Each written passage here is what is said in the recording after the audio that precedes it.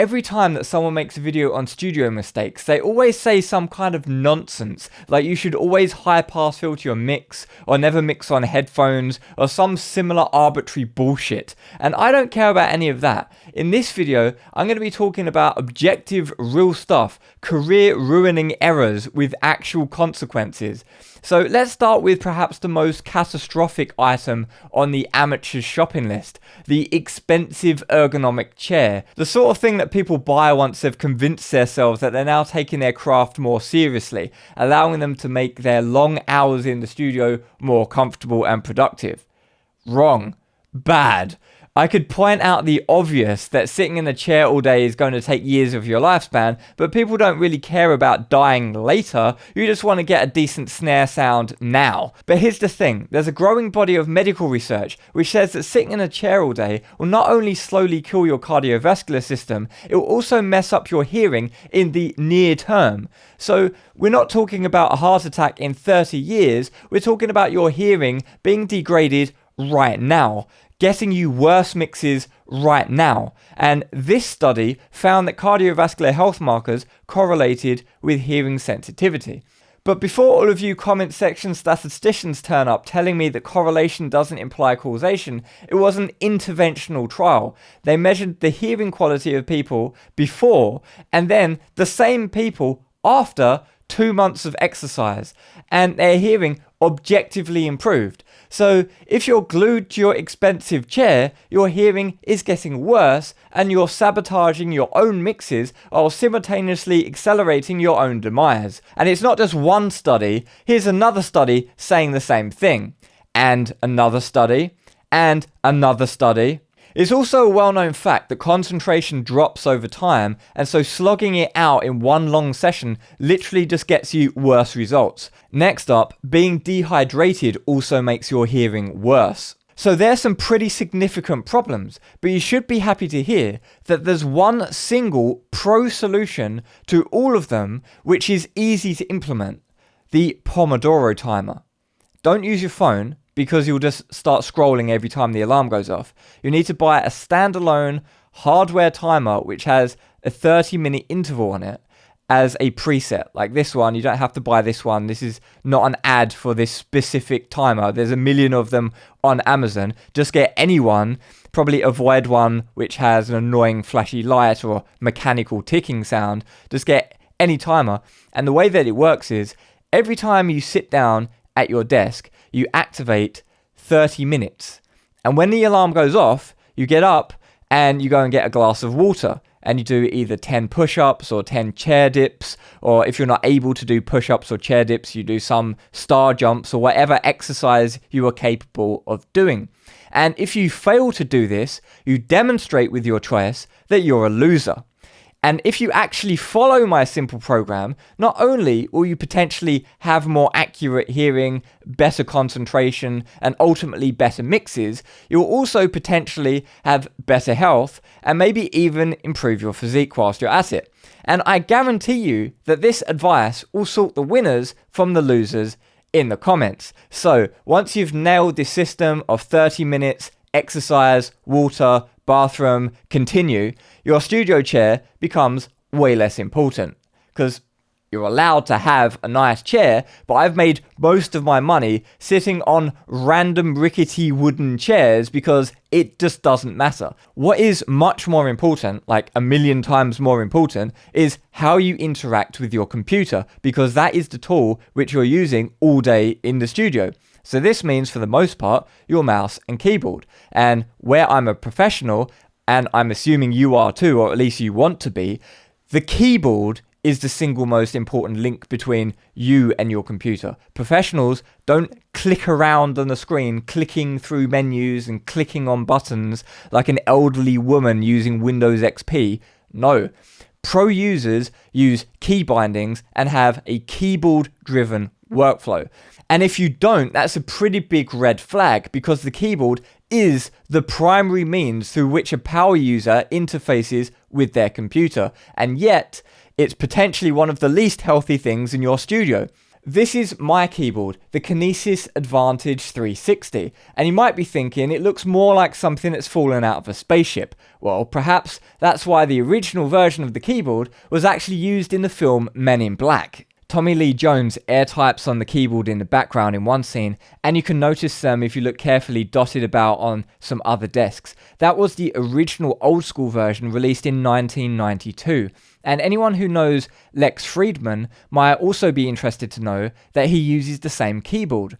Although this keyboard is almost certainly alien to most people in the audio world, it's been one of the most celebrated keyboards in the programming community literally since the 90s.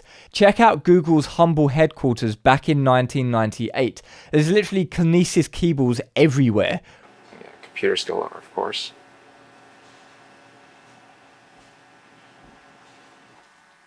There's Larry, CEO of Google.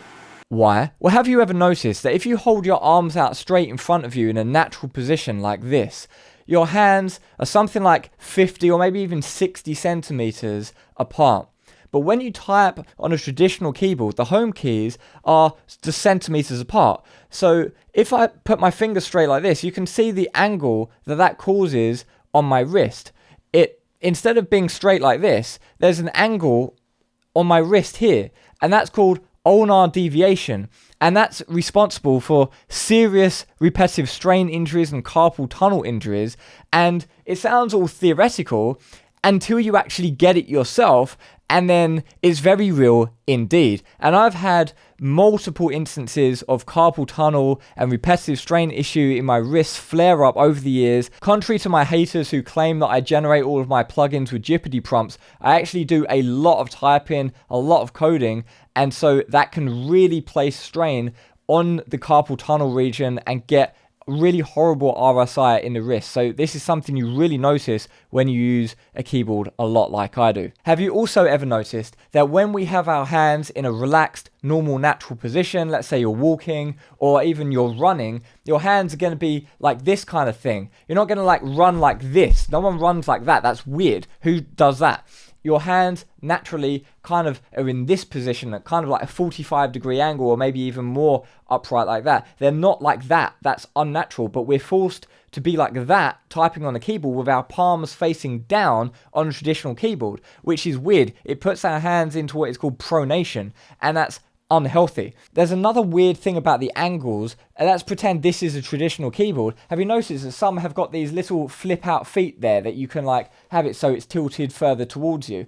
Well, that puts your hand at a weird angle like this. That's called extension. That isn't good either, because that also places weird stresses on the carpal tunnel stuff here, and that's also really bad. And when you add all of these things up, it's just a disaster if you're actually doing a lot of typing, and that's why a lot of people get RSI quite quickly from traditional keyboards. The last thing that I want to point out, which for some reason people just don't pick up on, is the fact that if you look at your hand, your fingers are different lengths, and if you have a keyboard in a traditional kind, your little finger is further away than your middle finger, which causes excessive motion. Whether it's whatever angle you want to angle that at, it's not ideal. Whereas with this keyboard, it's popular in the programming space for a reason, because it actually is compatible with a human hand. Because if you look, when I put my fingers up against the keys, you'll see that this key is raised higher than that one. So all of in the home position, the keys are the appropriate depths for the human hand. So I mentioned extension, pronation, ulnar deviation. How does this solve it? Well, firstly, you can see the angles here of the keywell. The angle is like that. It's not flat. It's like that. That solves the extension problem.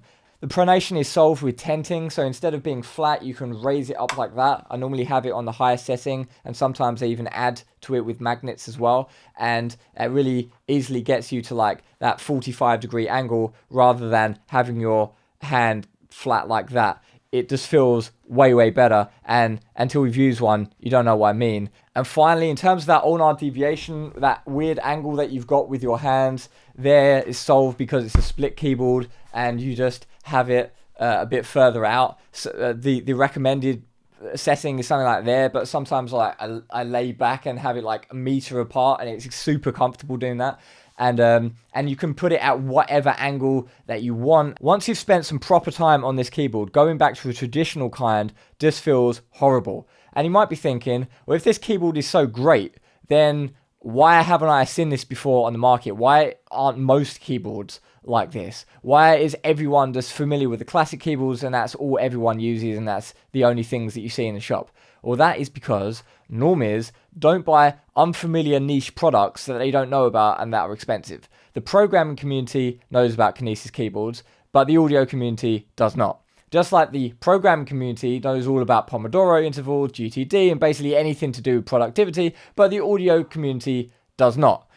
That's because the audio community, for the large part, would rather spend its time arguing over old metal boxes rather than getting anything done. And you might be thinking, well, you're just trying to sell me a keyboard, you're getting some kind of affiliate cut here.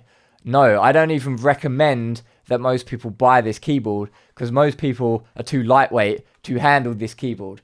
One of the things you may or may not have noticed about this keyboard is that it has blank keycaps. There's no markings on the keys. Most would use this keyboard and be like, what do I press? Where's the A key? Where's the B key? C, what do I press?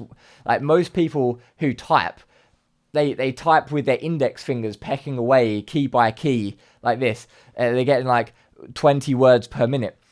You can't use this keyboard if you're getting 20 words per minute. Like go to Monkey Type and do a test and see how many words per minute you get. If you're not getting like 70, 80, 90 words per minute, you can't use this keyboard anyway. This is the most expensive and advanced keyboard which Kinesis offers. And I've got the blank keycaps because it's so advanced, the keys is irrelevant what keys because you've got multiple layers. So I can just hit one key and it puts the entire keyboard into a different configuration. And so if I'm in Reaper, for example, doing mastering work, it can have a completely different configuration to when I'm writing an email in English, or if I'm writing an email in German, or if I'm doing coding and I want different symbols on the keys. It's so advanced that most people are just going to be intimidated by it. And the fact that the keys are in columns and they're not staggered like your normal typewriter type layout is going to confuse people. And there's an on-ramp that you need to get used to typing on this. Otherwise, you're just going to be frustrated and want to chuck out the window. For most people, this is way too advanced. And so I only really recommend this keyboard for people who are power users, who really need an advanced keyboard. And people buy all these stream decks and stuff so they can press buttons to get... What do you think this is? This is a whole bunch of buttons. You've got many buttons on here. There's many keys on it. It's a keyboard. You're supposed to use shortcuts, key bindings, if you're a professional. What you're doing is stream decks.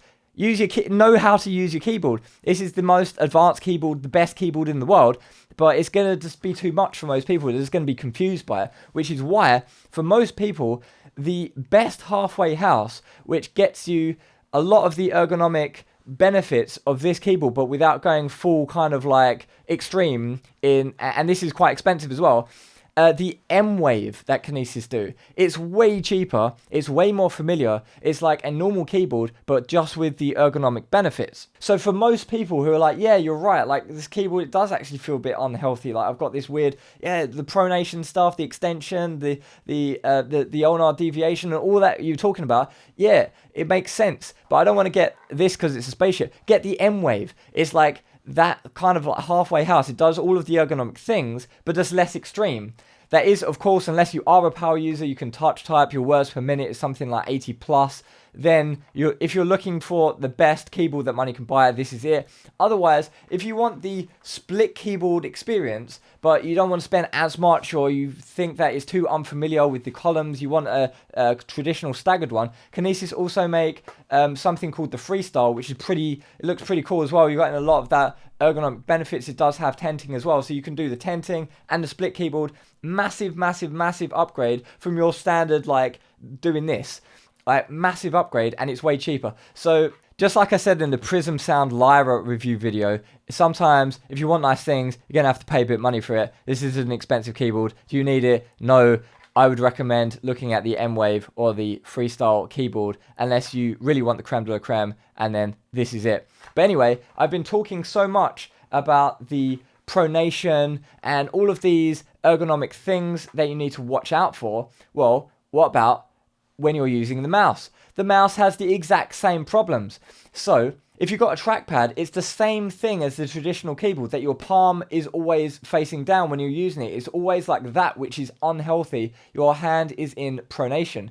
But you can kind of get around this with a trick, which I often do when I'm using trackpads. And it's kind of like the gun sign, where you don't need your thumb up, you just put your thumb down or whatever. And then when you're using it like that, now your hand is no longer in pronation. It can be at 45 degrees or 90 degrees, whatever degrees you want. If you do that kind of thing, then it's way healthier, because your hand is no longer in pronation, and it's not an extension either, because when you do that, your hand can be at a more comfortable angle. So if you do use a trackpad, that's a free tip. You don't need to buy anything, just do that technique instead, and you're going to greatly increase the ergonomics of the mouse experience. But most people have like a standard mouse, and so it's even worse, kind of, because then you've got like this thing, and you're moving it about weird angles, and it's like putting pressure on the carpal tunnel, and it's really not good at all.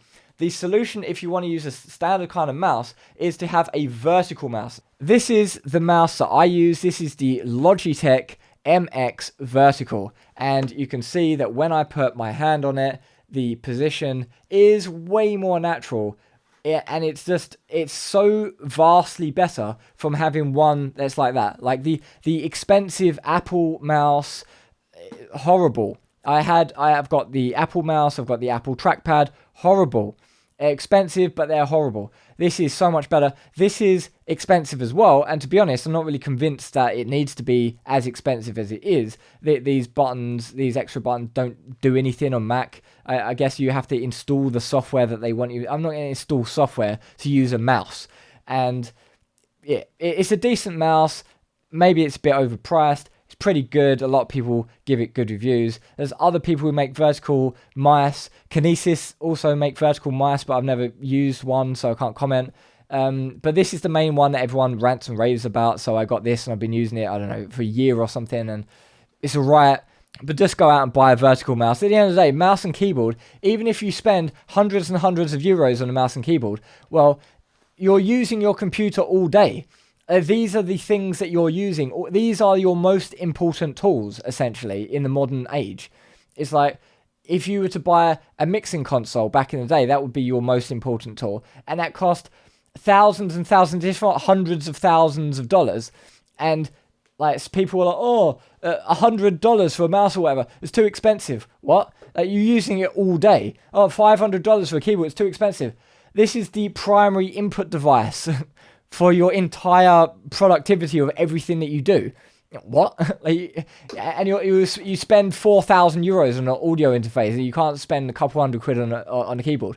So I don't know what to say.